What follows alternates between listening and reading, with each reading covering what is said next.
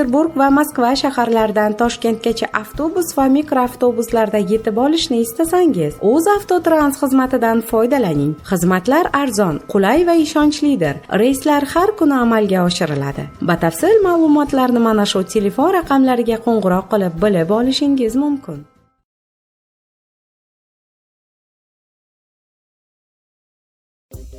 Filippinda yashovchi Antonio Riloy ixtiyoz deb nomlangan teri xastaligining dahshatli turiga yo'liqqan.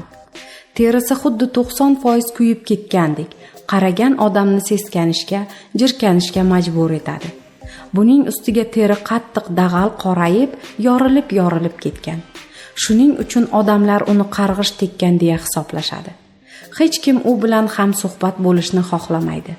Ro'para kelib qolsa, aylanib o'tishga harakat qiladi. Yosh bolalar masxara qilishadi. Shu sababli Antonio iloji boricha uyidan chiqmaydi. Aytishlaricha, Antonio hali tug'ilmay turib ota-onasi ajrashib ketishgan ekan. Otasi uni ko'rmagan. 26 yoshli onasi esa bolani buvisiga tashlagan u uyidan chiqib ketgan. Shunday qilib Antonioni hanuz buvisi tarbiya qiladi. Bu o'zimning bolamdek aziz deydi buvisi. Yer u ko'kka ishonmayman. Tashlab ketgan onasini, ya'ni mening qizimni Xudo albatta jazolaydi.